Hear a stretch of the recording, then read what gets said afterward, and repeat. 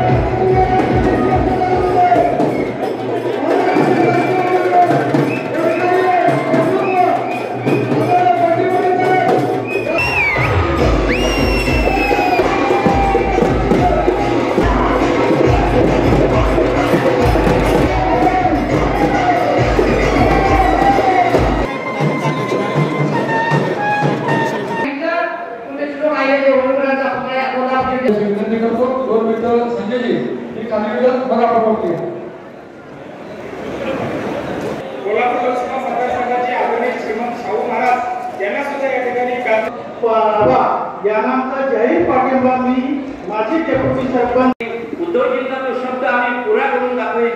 समस्त असणाऱ्या तालुक्यातील सर्व कार्यकर्ते तुम्हाला खासदार करताना जे काही अहोरात्र प्रयत्न करणार ते करतील आणि निश्चित तुम्ही येणाऱ्या लोकसभेमध्ये खासदार म्हणून या भागात आदरणीय राष्ट्रवादीचे माजी आमदार राजू बाबा यांना विनंती करतो. आज या ठिकाणी महाविकास या तालुक्याचे या मतदारसंघाचे भावी खासदार आदरणीय सत्यजित आबा मंचावर उपस्थित या जिल्ह्याचे नेते ज्यांच्या नेतृत्वाखाली महाराष्ट्रामध्ये 100% आदरणीय सतेज पाटील साहेब, आदरणीय संजय पवार साहेब, आमदार आवळे साहेब, मिंचेकर साहेब, मंचावरचे सगळे मान्यवर, सगळ्यांची नावे घ्यायला मी वेळ घेत नाही. आदरणीय राष्ट्रवादीचे आदरणीय बंटी साहेबांना सांगू इच्छितोय की महाविकास आघाडीचा उमेदवार म्हणून सत्यजित आबांचा निकाल लागल्यानंतर माजी मंत्री राष्ट्रवादी प्रदेशाध्यक्ष जयंत पाटील स्वागत.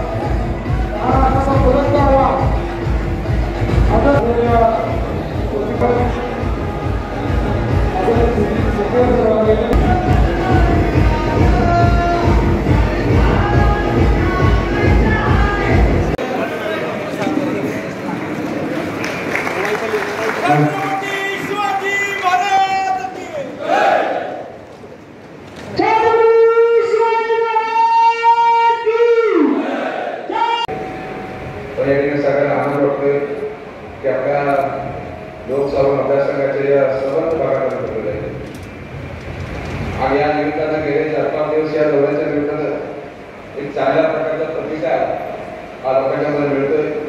अगदी शहरामध्ये तीच परिस्थिती आहे, इचलकरंजीत तीच अवस्था आहे, तुमच्या भागात तशीच अवस्था आहे, शाहूवाडी चांगला आहे, पन्हाळा चांगला आहे.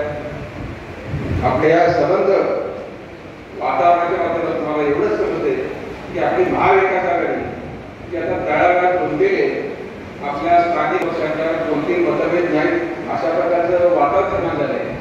आणि खऱ्या अर्थानं आज अतिशय आनंद वाटते की या स्टेजवरती बघितलं या मतदारसंघातील आमचे आमदार, दोन्ही माझे आमदार ज्यांनी स्वतःच्या एकमेकांच्या उलट्या इलेक्शन लढल्या ते सगळे या ठिकाणी बसून नियोजन करतायत, एकत्र भाषण करतायत, दौरे करणार आहेत आणि अशा प्रकारचा प्रतिसाद आम्हाला नेमका अपेक्षित होता.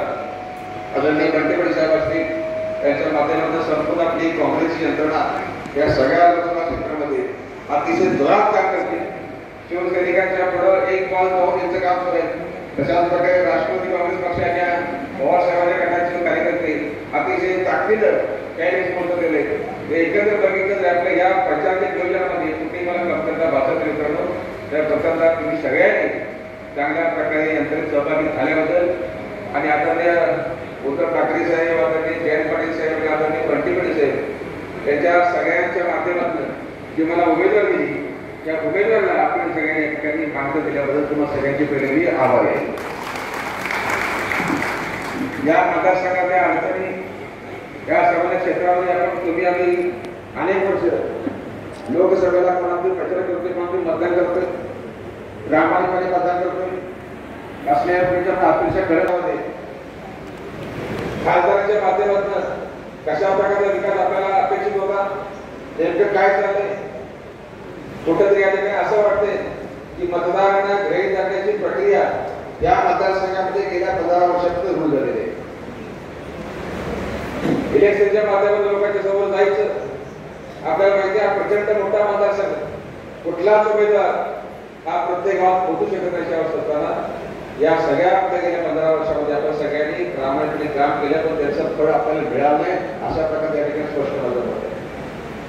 आणि या निमित्तानं महाविकास आघाडीनं या मतदारसंघामध्ये इलेक्शन करण्याचा निर्णय घेतला आणि निर्णय झाल्याच्या नंतर लोकांचा असा आम्हाला अभूतपूर्व प्रतिसाद मिळाला की खऱ्या अर्थानं लोकांच्या मनामध्ये होतं की महाविकास आघाडीचा आपण आपला उमेदवार द्यावा आणि नेमकं तशाच प्रकारचा निर्णय घेतला उद्धव साहेबांनी घेतला. त्या निमित्तानं बघता या संबंध आपल्या मतदारसंघामध्ये एक चांगलं वातावरण झालं. मला या मागणी शंका होती तर शावडी भागामध्ये मी काम केले पन्हाळ्यात काम केले तो मतदारसंघ आम्हाला सगळा माहिती आहे 10 वर्ष त्या ठिकाणी आमदार होतो. पण या नवीन मतदारसंघामध्ये आपला हातकणंगले असेल शिरोड असेल इचलकरंजी असेल या ठिकाणची जनता आम्हाला कशी स्वीकारते त्या उमेदवाराच्या बाबतीमध्ये कशा प्रकारच्या प्रतिक्रिया मिळतात अशा प्रकारच्या शंका माझ्या मनात होत्या. तर सगळ्या अतिशय आनंद वाटतो पहिल्या दिवसापासून जेव्हा प्रचाराला बाहेर पडलो त्या गावामध्ये लोकांनी उत्कृष्ट स्वागत केलं आणि खऱ्या अर्थानं ही उमेदवारी योग्य आहे हा लढण्याचा निर्णय महाआघाडीचा योग आहे अशा प्रकारचे संकेत आम्हाला मिळाले. त्या निमित्तानं आज आपल्या सर्व मतदारसंघामध्ये एक चांगल्या प्रकारचं वातावरण झालेलं आहे. आदरणीय पाटील साहेबांना आवडून सांगेन आज या सगळ्या मतदारसंघामध्ये आज आपली सगळी यंत्रणा चांगल्या प्रकारे आपले माझा पूर्ण आत्मविश्वास आहे त्या सर्व भागातला नाव घ्यायचं तर आपल्याला चांगल्या प्रकारचं मताधिक्य हे सगळ्या क्षेत्रामध्ये मिळेल अशा प्रकारची अवस्था आहे. हा मतदारसंघ आपला हातकणंगले आहे. या ठिकाणी सगळे या मतदारसंघाचे दिग्गज आपल्या सोबत स्टेजवर आहेत आणि असं नाही फक्त स्टेजवरचे कार्यकर्ते एकत्र आले समोर बसणारी जनता गावागावातले कार्यकर्ते ग्राम पातळीवरचे कार्यकर्ते हे सगळे ठिकाणी एकत्र राबतायत आणि कसली अपेक्षा न करता केवळ महाविकास आघाडीचा विजय व्हावा चांगल्या फरकाने आघाडी यावी यासाठी प्रयत्न करते. तुम्हा सगळ्यांच्या या प्रयत्नाला माझ्या ठिकाणी अतिशय चांगल्या भावना माझ्या व्यक्त होत्या. मित्रांनो या लोकसभाच्या माध्यमातून आज खासदारांच्या माध्यमातून आपल्याला माहिती आहे आज या संबंध आपल्या हातकणंगले असला काही शावडी असला काही पन्हाळ असला काही किंवा बाकीचे मतदारसंघ असलेले इथल्या भागातल्या आमदार खासदार म्हणजे लोकांना आपल्याला वेळ देणारा आपल्या अडचणी सोडवणारा आपल्याला उपलब्ध असणारा काम करणारा किंवा या ठिकाणी कसली अडचण असली तर नेहमी त्याची दारं उघड ठेवणारा अशा प्रकारच्या कार्यकर्त्यांना आपण सगळ्यांनी कोल्हापूर जिल्ह्यात नेहमी आपण पाठिंबा दिलेला आहे. हे सगळी राजकारणाची मंडळी असतील आमच्याकडे आपण बाबासाहेब दादा असतील आपण डॉक्टर डी.वाय. दादा असतील अशा प्रकारची या ठिकाणी असंख्य नावं खासदार बाळासाहेब माने साहेब असतील माजी मंत्री देवेंद्र आवळे साहेब असतील ही सगळी मंडळी इतके वर्ष राजकारणात का टिकली का तर या सगळ्यांनी सर्वसामान्य माणसांना दीनदलितांना वंचितांना आपलं केलं त्या माध्यमातून त्यांना दिलेली खुर्ची त्या खुर्चीचा वापर 100% त्यांनी जनतेसाठी केला. त्यामुळे आजही या लोकांचा आपण अतिशय आदर करतो. तर या खासदारकीच्या मध्ये गेल्या 15 वर्षामध्ये आज कुठेतरी लोकांच्या अपेक्षा पूर्ण झाल्या नाही ते पण अपेक्षा भंग झाला अशा प्रकारच्या देखील मत व्यक्त होत आहे. झाल्या 3 वर्षाच्या खासदारकीमध्ये सगळ्यांना संधी मिळाली काय काय केले काय नाही केले आपल्या समोर आहे. मी कोणाला टीका करणार नाही पण आज या भारतामध्ये जे प्रश्न आहेत आज शेतकरी अडचणीत आहे आज महिलांसाठी प्रश्न उठले नाही आज वंचित समाज बाकीचे इतर समाज आज कष्टकरी आज कुठल्याही घटकामध्ये ठिकाणी अजिबात समाधान नाही किंवा कुठल्याही कामं झाली नाही अशा प्रकारचं मत व्यक्त केलं जाते. म्हणजे सरकारचं काय करायचं आपण बघताय ठिकाणी आज आमची महाविकास झालेली आहे या महाविकास आघाडीच्या होण्यामागून बाकीची कामे काय या तिन्ही पक्षामध्ये सगळ्यांना समान अनुभव कायद्याचं राज्य राहिलेलं नाही. उद्धव ठाकरे साहेबांनी म्हणणे झालं बाळासाहेबांनी टाकलेला पक्ष बघता बघता दुसऱ्याच्या ताब्यात दिला. बाबासाहेबांनी काढलेला राष्ट्रवादी पक्ष हा बघता बघता दुसऱ्याच्या ताब्यात गेला. राहुल गांधी साहेब या ठिकाणी खासदार होते त्यांनी अभिव्यक्ती स्वातंत्र्याचा पुण्यावर वापर केला म्हणून त्यांच्यावरती खोट्या केशी घातल्या, राजद्रोहाचा गुन्हा घातला आणि त्याची खासदारकी रद्द करून टाकली. लक्षात घ्या, या ठिकाणी विरोधी पक्ष संपून टाकायचं राजकारण, तेवढा आपला पक्ष शिल्लक राहायला पाहिजे. अशा प्रकारे ठिकाणी ह्या विरोधकांचं धोरण आहे, या भाजपचं धोरण आहे आणि या धोरणाला आपण सगळ्या क्षेत्राने विरोध केला पाहिजे. आणि विरोध करत असताना केवळ आपल्या या सोशल मीडियावर घराघरात बसून चर्चा करून गप्पा मारून या ठिकाणी होणार नाही, त्याला लागणार नाही.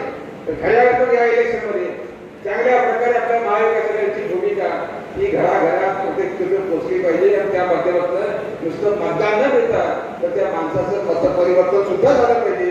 अशा प्रकारचा आपण केला पाहिजे.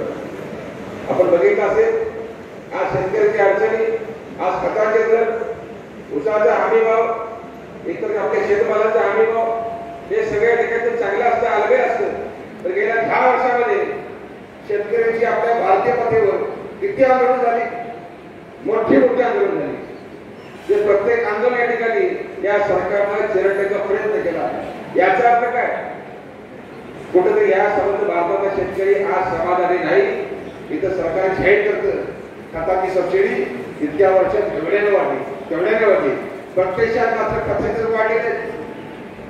युरियाचं जर तुम्हाला वाटत असेल कमी झालंय, युरियाच्या दरामध्ये सुद्धा 20% वाढ झालेली आहे. केवळ या ठिकाणी युरियाचा दर कमी झाला नाही, तर फळीचे या ठिकाणी वजन असते की 50 किलोची फळी ती 40 किलो आली. लोकांना वाटलं दर कमी झाला. आज डीएपीचं बघा, आज डीएपी नावाचे खत जे आहे ते जवळपास 1800 रुपये पर्यंत झालेले आहे. इतकं बघितल्याला 1450 रुपये दर आहे. ही अशा अवस्था असताना या दिलेल्या सगळ्या सबसिड्या त्या जातात कंपन्यांना, त्याचा शेतकऱ्याला काय फायदा? या शेतकऱ्याला ऊस शेती परवडत नाही. केवळ या ठिकाणी कारखानदार आणि शेतकरी यांना वाऱ्या सोडायचं, आपला त्यांची भांडे लावायची आणि सरकारनं बघायची भूमिका घ्यायची. त्या माध्यमातून ह्या सगळ्या अडचणी सोडवण्यामध्ये अजिबात सरकार कोणत्याही प्रकारे आपल्या ताकदीचा वापर करत नाही, आपली धोरणं बदलत नाही, आपले शेतकरी उभारत येत नाही.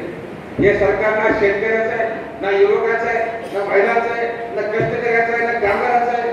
या सरकारला कुठे ठिकाणी एवढंच करायचं आहे की समग्र भारतामध्ये आपला झेंडा फडकायचा आहे आणि इतर सगळे पक्ष संपून टाकून ही पक्षाची व्यवस्था समाप्त करायची आहे आणि समग्र आपल्या भारतामध्ये लोकशाही हुकुमशाही राबवण्यासाठी त्यांचा मानस आहे. ह्या सगळ्याच्या चाली आपण ओळखल्या पाहिजे. मला जरूर खात्री की भूमी या ठिकाणी आपल्याला माहिती आहे चळवळीची भूमी आहे. आज महात्मा ज्योतिबा फुले साहेबांची या ठिकाणी आपली जयंती आहे. त्यांना आपण सगळे अभिवादन केलं असेल. पण या निमित्तानं हा सर्वकाळ टिकवण्यासाठी या सरकार या ठिकाणी सगळ्यांचे फूट पाडते. या सगळ्या गोष्टींपासून आपली जनता सुरक्षित ठेवायची असेल तर उद्याच्या काळामध्ये महाविकास आघाडीचे उमेदवार हे चांगल्या प्रकारे निवडून आले पाहिजे, अशी या ठिकाणी मला तुम्हाला नम्र विनंती करायची आहे. मित्रांनो, वेळ फार झालाय. तुम्हाला मी एवढंच सांगेन की आपल्या महाविकास आघाडीच्या माध्यमातून आपलं चिन्ह जे आहे ते मशाल चिन्ह आहे. हे मशाल चिन्ह आपल्याला सगळ्यांना घराघरात पोहोचवायचं आहे आणि उद्याच्या या कालखंडामध्ये उरलेले आपल्या जो काही आपला कालावधी आहे त्या संपूर्णपणे आपल्या गावात राहून आपल्या गावाची काळजी घ्यायची आहे, आपल्या प्रचारासाठी घरोघर करायचं आहे. वातावरण चांगलं आहे, आपल्याला काय आपल्याला दुकानात चालणार नाही. आपल्याला माहिती आहे इलेक्शनच्या या पुढच्या टप्प्यामध्ये पैशाचा वापर होणार आहे. या ठिकाणी आमिष दाखवले जाणार आहे, पुन्हा आपले दबाव टाकला जाणार आहे, पुन्हा धमक्या मिळतील. या सगळ्यासाठी या ठिकाणी आपल्याला संधी राहिलं पाहिजे. हा संघर्ष आपण केला पाहिजे. अन्यथा यावेळी आपण ठिकाणी कमी पडलो तर उद्याच्या काळामध्ये या देशामध्ये लोकशाही शिल्लक राहणार नाही. सर्वसामान्य माणसाला रस्त्यावर सोयीस्कर फिरता पण नाही, अशा प्रकारची अवस्था होईल. त्यामुळे या ठिकाणी ही निवडणूक फक्त जय पराजय, मी खासदार होणे जाऊ नये याच्या पलीकडचे या इलेक्शनच्या माध्यमातून उद्या खऱ्या अर्थाने आपल्या भारतामध्ये कायद्याचं राज्य राहणार आहे का? गरिबांना सुरक्षा मिळणार आहे का? या ठिकाणी पक्षवाची व्यवस्था सगळं राहणार आहे का? अशा असंख्य प्रश्नाचं उत्तर देण्याची आपली इलेक्शन आहे. त्यामुळे इलेक्शनला आपण मित्रांनो सगळ्यांनी गांभीर्याने घ्यावं. अशा प्रकारे मला मोठा प्रतिसाद दिला. जे गावागावात तुम्ही प्रचार करताय, जे वातावरण या ठिकाणी अतिशय सुंदर करून टाकलेलं आहे, त्या सगळ्या वातावरणाचा रूपांतर 100% मतामध्ये झालं पाहिजे याची खबरदारी घ्यावी. त्यामुळे मित्रांनो सगळ्यांनी त्या मशाल चिन्हाचा प्रचार हा घरोघरी करावा आणि हे सगळ्या ठिकाणी तो शिवसेना, उद्धव बाळासाहेब ठाकरे पक्षाचा, पवारसाहेबांच्या राष्ट्रवादी पक्षाचा, काँग्रेस पक्षाचा, आम आदमी पक्षाचा या ठिकाणी या सरकारनं जो अपमान केलाय, जे पक्ष मोडण्याचा आणि घाल घातलाय, याचा बदला घेण्याची व्यवस्था करा. धन्यवाद. जय हिंद, जय महाराष्ट्र. धिक्कार असो, धिक्कार असो, अरे धिक्कार असो, धिक्कार असो. धन्यवाद. नाही मगाही सांगितलं विकास लागता कोकणात सुद्धा छत्रपती शिवरायाचा महाराष्ट्र हा स्वाभिमान महाराष्ट्र आपला, शाहूराजेचा महाराष्ट्र आहे, देश महाराष्ट्र आपला, देश स्वाभिमान करायचा आणि आपला चिडवण्याचा प्रयत्न कराल की तुम्ही चिडताय काय तुमची स्लो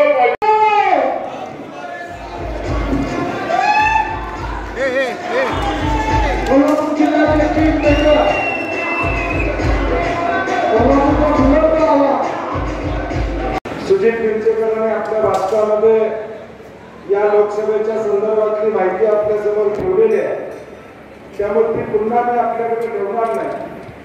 परंतु गेले महिनाभर या लोकसभेच्या उमेदवारीबद्दल चर्चा सुरू होती. मी असेल, जयंत पाटील साहेब असतील, आम्ही सातत्याने एक भूमिका मांडली होती की आघाडीमध्ये ही सीट शिवसेनेला सुटलेली आहे. शिवसेना जो निर्णय घेईल त्याच्याबरोबर खंबीरपणे काँग्रेस राष्ट्रवादी उभी राहील, हा निश्चितपणे निश्चय आम्ही त्या ठिकाणी केला. आणि म्हणून हा निर्णय गेल्या 5-6 दिवसापूर्वी उद्धवजी ठाकरे साहेबांनी घेतला आणि या संपूर्ण मतदारसंघामध्ये एक चैतन्याचं वातावरण निर्माण झालं. या लोकसभेमध्ये निवडणूक होत असताना पैलवान सापडतोय का नाही अशी चर्चा होती, परंतु उद्धव ठाकरे साहेबांनी अगदी तयारीचा, शाहूवाडीच्या मातीत तयार झालेला, पन्हाळ्याच्या पायथ्याखाली तयार झालेला, विशाळगडाच्या जवळ असणारा छत्रपती शिवाजी महाराजांचा खरा मावळा देण्याचं काम त्या ठिकाणी केलं. आणि या साई विधानसभेमध्ये एक अत्यंत चैतन्यमय वातावरण, उत्साहाचं वातावरण. आम्ही गेले 20-25 वर्ष निवडणुका बघतोय. जयंत पाटील साहेब तर 40-50 वर्ष निवडणुका बघतायत. जयंत पाटील साहेब उमेदवारी जाहीर झाल्यानंतर एवढा करंट कुठं मी बघितला नव्हता, एवढा हात केला गेला. उमेदवारी सत्यजित पाटलांची जाहीर झाली आणि एक विचाराचा वनवा पेटला, एक ज्योत मशाल पेटली. तशा पद्धतीने या मतदारसंघामध्ये झालं आणि अगदी नाव जाहीर झालं, लोकांच्या चर्चा चालू झाली आणि एक व्हॉट्सअपवर चर्चा चालू झाल्या, पोलिंग चालू झालं, मतदान चालू झालं आणि बघता बघता 48 तासात सत्यजित पाटील 1 नंबरला पोहोचले.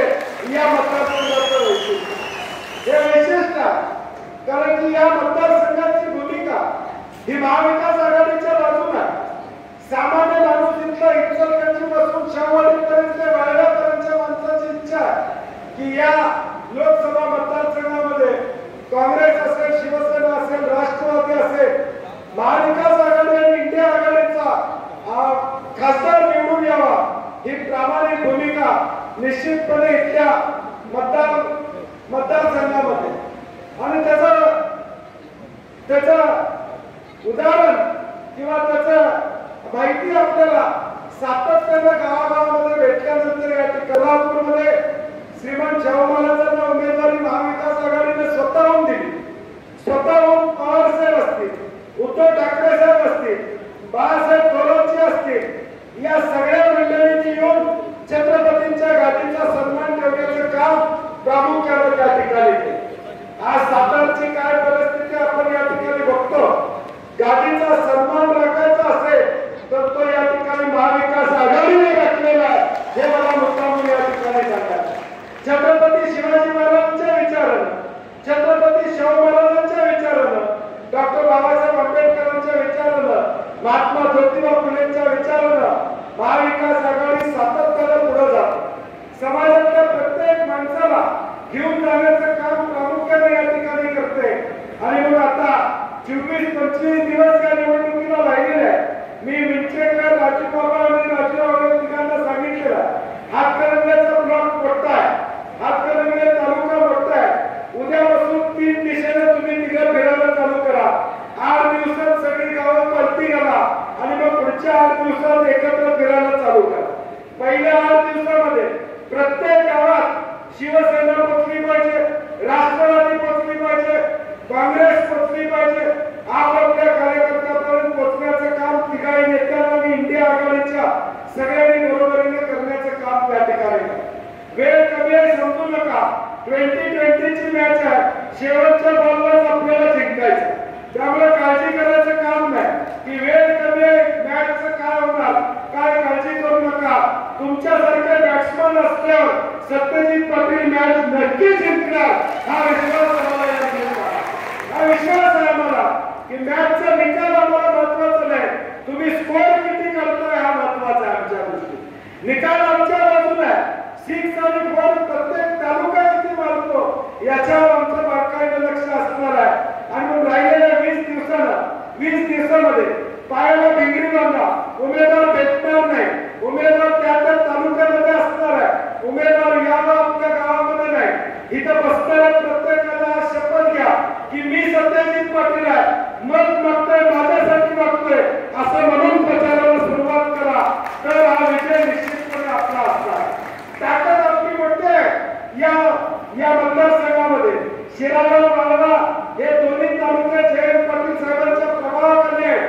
तिथून आम्हाला किमान 3 लाखाचं मताधिक्य मिळेल हे जाहीरपणे मी आपल्याला सांगतो. त्यांच्या अपेक्षा सांगतो या दोन्ही तालुक्यातलं किमान 3 लाखाचं मताधिक्य या दोन्ही मतदारसंघातून आपल्याला मिळणार. आता आपली जबाबदारी आहे कोल्हापूरकर म्हणून. उमेदवार कुठल्या जिल्ह्याचा आहे, कुठला जोरात बोला. आता आपली स्पर्धा सांगली आणि कोल्हापूरची. मतं कोण देते का? आमची स्पर्धा साहेब तुमच्यावर. आमच्या 4 तालुक्यातलं किती लीड आणि तुमच्या 2 तालुक्यातलं किती लीड. आम्ही आता आमच्या 4 तालुक्यातलं जास्तीत जास्त लीड आम्ही मिळवून देण्याचा प्रयत्न करणार. हा शब्द आम्ही आपल्याला या ठिकाणी देतो. तुमचं हे गती आहे साहेब. आमचं इथं 5-6 लोक एकत्र मिळून करावं लागतंय. तुम्ही लीड देणार. मी म्हणलं तसं 3 लाखाच्या खाली प्रतीक कुठे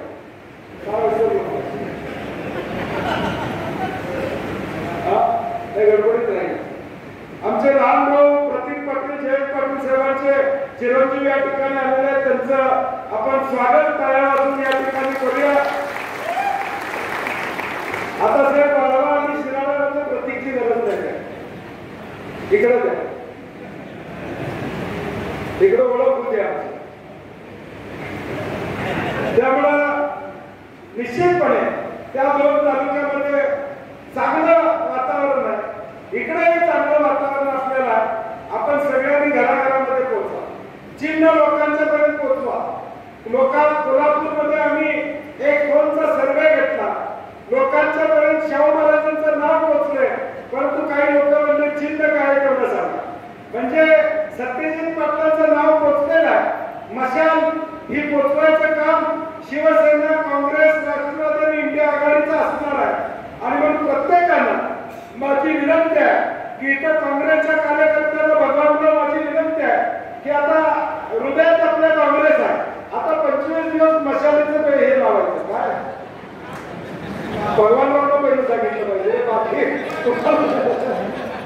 हा ते म्हटलं मी आता कुठलं म्हटलं घालून बसलेलं मशालीचं. काँग्रेसचे आपण आहोत. चिन्ह लोकांच्या वेळी पोहोचतो. माझा उद्देश त्यातला वेगळा. माझा उद्देश चिन्ह पोचवायचा. पहिली निवडणूक आहे आपली मशालीची. लोकांच्या पर्यंत चिन्ह पोचलं पाहिजे. आणि म्हणून माझी सगळ्यांना विनंती आहे उद्यापासून तुमच्या डीपीवर फक्त मशालीचं चिन्ह असलं पाहिजे सगळ्यांचं. 24 दिवस दुसरं काय नाही, काही दुसरं ठेवायचं नाही. उद्या माझा वाढदिवस असला तरी ठेवू नका. वाढदिवसाचं लावलं तरी मशाल लावून लावा, काय अडचण नाही. परंतु मशाल चिन्ह पुढच्या 24 दिवसामध्ये फेसबुक असेल, डीपी असेल, सगळीकडे मशाल चिन्ह असलं पाहिजे अशी माझी विनंती असतात.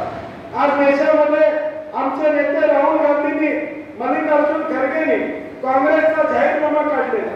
पुढे आता महाविकास आघाडीचा जाहीरनामा आहे, इंडिया आघाडीचा जाहीरनामा आहे. परंतु या जाहीरनाम्याच्या माध्यमातून जो तरुण देशामध्ये काँग्रेसची आणि इंडिया आघाडीची सत्ता आली तर तो जाहीरनामा आपण सगळ्यांनी वाचून घेतला पाहिजे. आम्ही तो मराठीत करतोय आणि तुमच्यापर्यंत पाठवायचं काम करतोय. हा मुद्दा आपल्याला महत्वाचा आहे. काही मुद्दे महत्वाचे आहेत. मराठा आरक्षणाचा विषय चर्चेत आहे. पहिल्यांदा काँग्रेस पक्षाला जाहीरनाम्यामध्ये सांगितलेला आहे की आरक्षणाची मर्यादा जी 50% आहे ती वाढवण्याचा निर्णय आम्ही इंडिया आघाडीची सत्ता आल्यावर त्या ठिकाणी घेतला. 30 लाख नोकऱ्या या पहिल्या वर्षी सरकारी नोकऱ्या दिल्या जातील. त्यातल्या 15 लाख नोकऱ्या या महिलांसाठी देण्याचं अधिवेशन त्या ठिकाणी दिलं. मुलगा डिप्लोमा झाला, डिग्री झाली की स्टायपंड म्हणून त्याला 1 लाख रुपये ताबडतोब दिले जातात. एखादी गरीब महिला असेल त्या गरीब महिलेच्या कुटुंबाला वर्षाला 1 लाख रुपये अनुदान त्या ठिकाणी देण्याचा निर्णय घेतो.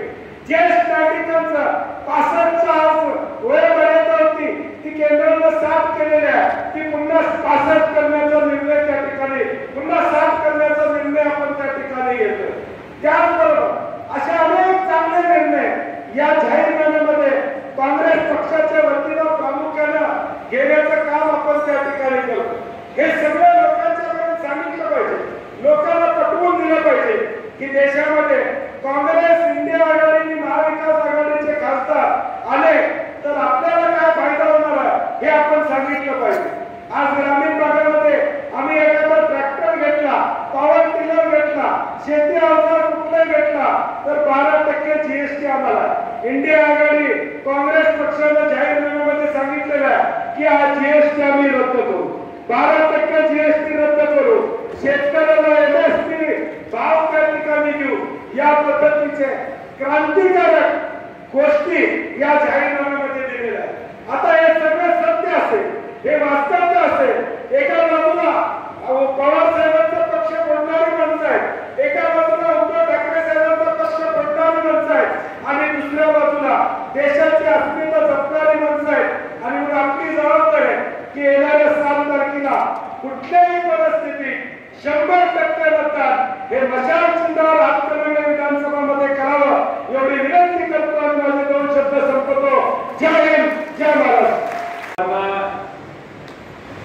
उद्याच्या निवडणुका यशस्वी करण्यासाठी प्रयत्नाची पराकाष्ठा करायची. उमेदवार एवढा चांगला मिळालेला आहे की त्यामुळे विरोधकांना लक्षात आलेले आहे की आता आपलं काही खरं नाही. उमेदवार साखर कारखानदार नाहीये, तो एक साधा शेतकरी आहे. विधानसभेचा 2 वेळा अनुभव घेतलेला आहे. शेतकऱ्यांचे, शेतमजुरांचे, महिलांचे, युवकांचे सगळे प्रश्न विधानसभेत मांडताना मी त्यांना जवळून पाहिलेलं. एखाद्या कामाच्या मागे लागून ते काम पूर्ण करण्याची चिकाटी मी सत्यजित आबांची पाहिलेली. आणि मग असा कार्यकर्ता लोकांच्यात मिसळणारा आणि लोकांची आपुलकीनं आदरानं बोलणारा असा नेता आपण यावेळी लोकसभेच्या निवडणुकीत उभा केलेला.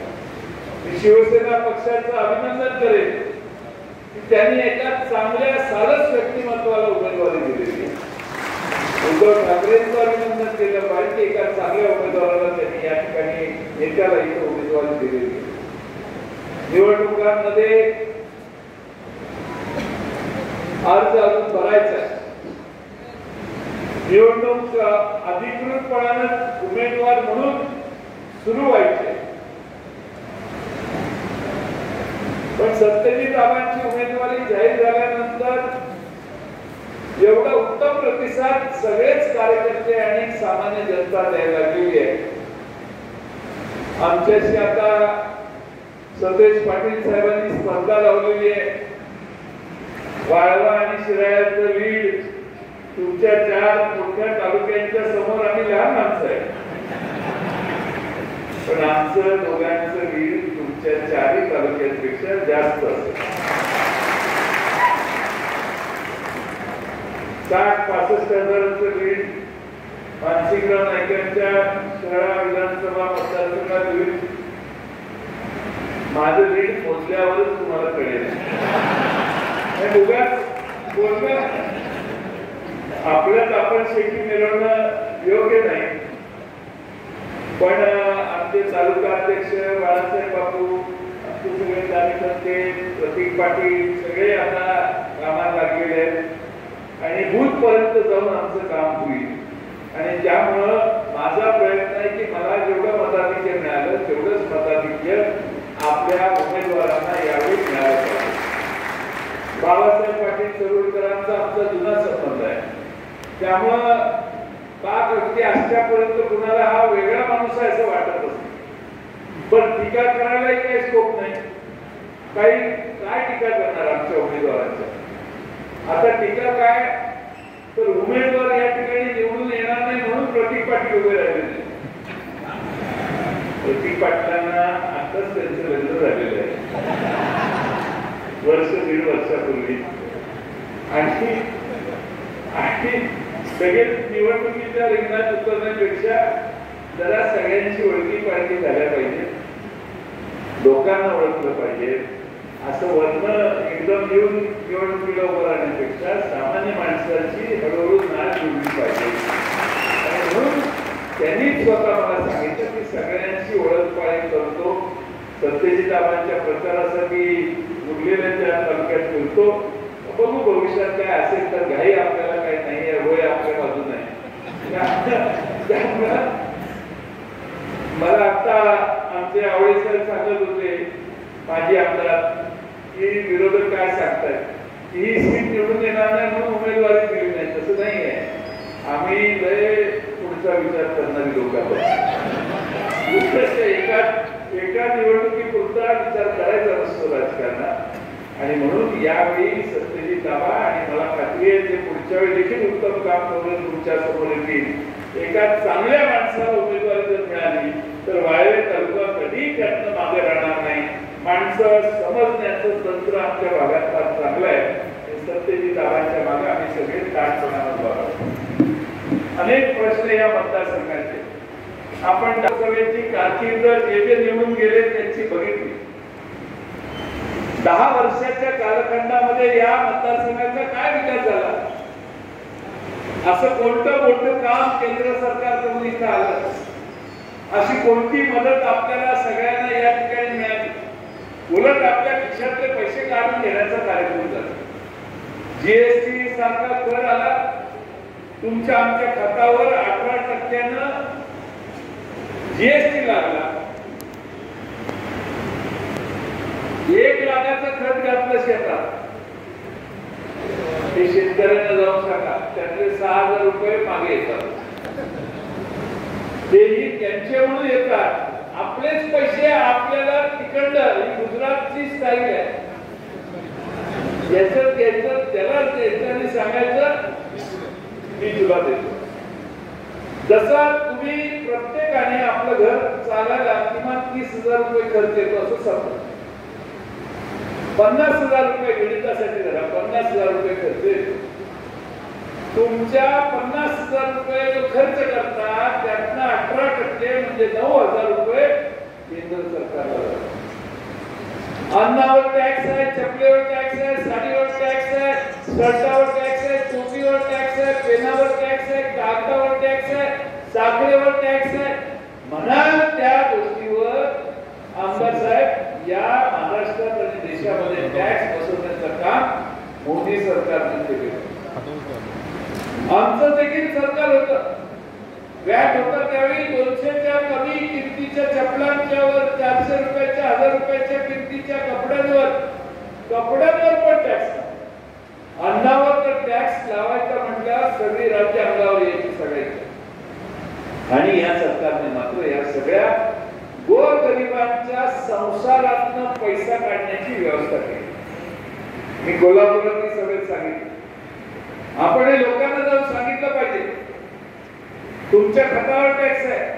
तुम्ही ट्रॅक्टर विकत घेतला, नांगर विकत घेतला, म्हणाल ती गोष्ट घेतली तर केंद्र सरकार त्याच्यावर टॅक्स घेते.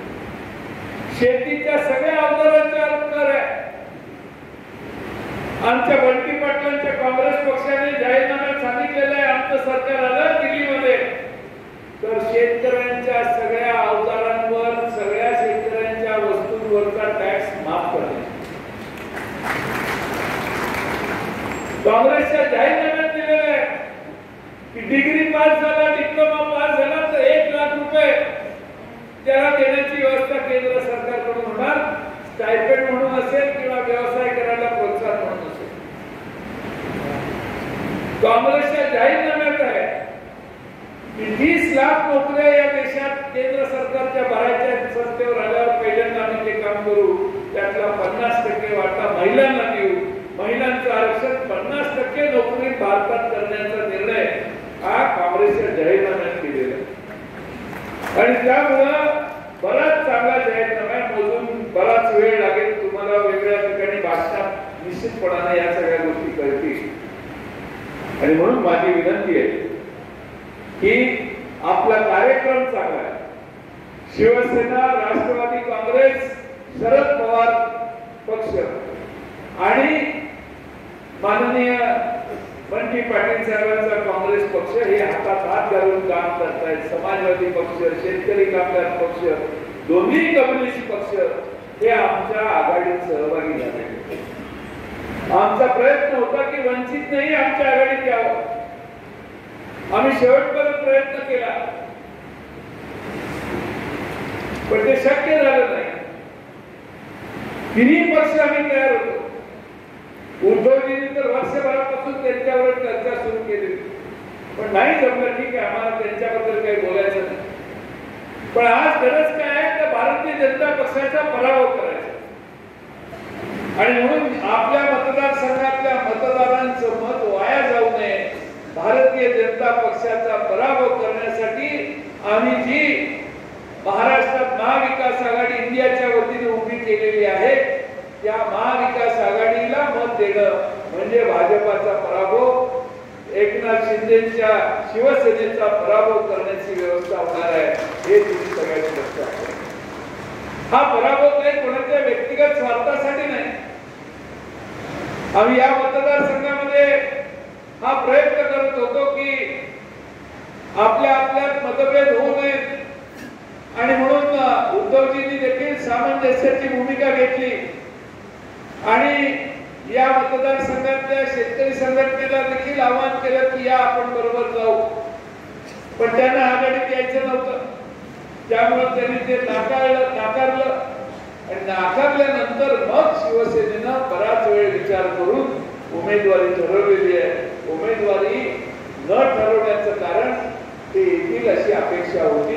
कारण शक्यतो भारतीय जनता पक्षाचा पराभव करायचा या मुद्द्याशी आम्ही सगळे एकसंघपणाने एका विचारानं काम करतो. आता याच्यात येतच नाही म्हटल्यावर मग आपण उभी जी केलेली ताकद आहे ती मित्रांनो एवढी चांगली उभी राहिलेली आहे की आपल्याच उमेदवार आता 1 नंबरती येईल असं चित्र आपल्या हातकणंगले लोकसभा मतदारसंघात व्हायला लागले. त्यामुळे चिंता करण्याची गरज नाही. आमचा हा प्रयत्न या महाराष्ट्रात होता की सगळे एक होऊ. आमच्या 4 लोकसभेला जागा होत्या महाराष्ट्रात, 4 खासदार होते. आम्ही फक्त 10 भेटलो. आम्ही 3-4 जागा अशाच सोडून दिल्या. काँग्रेसचा जिथं राजर होता आम्ही तिथं माघार. काँग्रेस पक्षाचे 1 खासदार होते ते आता 17 जागा घेतले. आम्ही असं नाही म्हटलं की आमच्या 4 आहेत, आम्ही 4चे 40 करतो, तुमचे एकाचे 10 करा. आम्ही पवार साहेबांच्या पक्षाने थोडीशी सामंजस्यपणाची भूमिका घेतली, संघर्ष टाळला. का तर आपलं लक्ष त्यांचा पराभव करण्याचं. त्यांचा पराभव करण्यासाठी मागं पाऊल घेण्याचं काम पवार साहेबांच्या सामंजस्याने महाराष्ट्रात राष्ट्रवादी काँग्रेस, शरद पवार गट यांनी, शरद पवार पक्ष यांनी केलेलं. आणि म्हणून मी हे यासाठी सांगतो की आमचा प्रयत्न होता या लोकसभा मतदारसंघात देखील आपण एकत्रित येऊ. पण नाही जमलं तर शिवसेना, काँग्रेस आणि राष्ट्रवादीची ताकद एवढी मजबूत आहे या मतदारसंघात की सत्तेची ताबा ही चांगल्या मताने निवडून येतील. शिवसेनेने संयम ठेवला, शेवटपर्यंत वाट बघितली आणि त्यानंतर 8 दिवस आधी ठरलेला उमेदवार शेवटी सगळंच नाही म्हटल्यावर मग सत्यजित आबांची उमेदवारी जाहीर करण्यासाठी बंटी पाटलांनी त्यांना जे शक्य होतं ते प्रयत्न केले. माझी आपल्याला विनंती आहे ही निवडणूक ही महागाईच्या विरोधात आहे. ही निवडणूक तुमच्यावर चुकीचे कर लादणाऱ्या पक्षाच्या विरोधात आहे. त्यांना पाठिंबा देणाऱ्या दुसऱ्या पक्षाच्या विरोधी आहे. या मतदारसंघामध्ये उद्धवजींना सोडून गेलेली जी लोक आहेत त्यांना शिक्षा देण्याची इच्छा या भागातल्या सगळ्या शिवसैनिकांची मला दिसते. आणि त्यामुळं आपण सगळे कामाला लागलेलो आहोत. आणि शाहूवाडी पासून इकडे शिरोळ आणि इचलकरंजीच्या कोपऱ्यापर्यंत एक चांगली ताकद आपण सगळ्यांनी तुमच्या काळात उभी करायची आहे. माझी आपल्याला विनंती आहे की बूथ पर्यंत जाऊन आपलं काम झालं पाहिजे. आपण नुसतेच सभा घेत बसलो तर त्याचा परिणाम सकारात्मक होईल. पण आपलं गाव सांभाळून तिन्ही पक्षाचे गावातले नेते एकत्रित आले पाहिजेत आणि त्या तिन्ही पक्षांनी त्या ठिकाणी बूथवर जाऊन लढाई केली पाहिजे. बूथवर बूथ सांभाळले पाहिजे. मी आमदार राजूबाबा आवळे, आमचे मिंचेकर साहेब आणि आमचे माजी आमदार राजीव आवळे साहेब या तिघांना विनंती करेल की बूथवर लक्ष ठेवा. कशा पद्धतीने आपल्याला निवडणुका जिंकण्याची गरज आहे त्याचा आराखडा बांधा. आपण सगळ्यांनी आपली माणसं ताब्यात ठेवली तर समोरच्या बाजूला प्रचाराला माणसं मिळणार नाहीत अशी कदाचित परिस्थिती होऊ शकते. आणि म्हणून जनाधार आहे. लोकांच्या मनातला उमेदवार यावेळी दिलेला आहे आणि पूर्ण ताकदीनं आपण जर काम केलं तर मला विश्वास आहे की येणाऱ्या काळामध्ये भविष्यामध्ये या लोकसभा मतदारसंघात विकासाचे अनेक उपक्रम सत्यजित आबांच्या नेतृत्वाखाली खासदार म्हणून आपण सगळे त्यांच्या नेतृत्वाखाली करू शकू. आणि त्यासाठी हातकणंगले विधानसभा मतदारसंघातील तुम्हा सगळ्यांची मोठी जबाबदारी आहे. आपण सगळ्यांनी तळागाळात जाऊन काम केलं पाहिजे. आणि म्हणून तिन्ही पक्षाच्या या हातकणंगले तालुक्याच्या अध्यक्षांनी बसावं, कोऑर्डिनेशन करावं. कोणत्या भागात कार्यकर्ते कमी आहेत तिथे जाऊन बूथ बांधणी करावी. गावामध्ये तिन्ही पक्षाचे कार्यकर्ते एकत्रित करायला तिन्ही पक्षाच्या तालुका अध्यक्षांनी पुढच्या 4 दिवस एकत्रित दौरा करावा. तालुका अध्यक्षांनी, नेत्यांनी नाही, तालुका अध्यक्षांनी. आणि कुठल्या गावात काय कमी जास्त त्याच्या दुरुस्त्या करण्यासाठी वेळ द्यावा. कोणत्याही परिस्थितीत या हातकणंगले विधानसभा मतदारसंघात राजूबाबा तुम्हाला मागच्या वेळी किती मिळालेलं?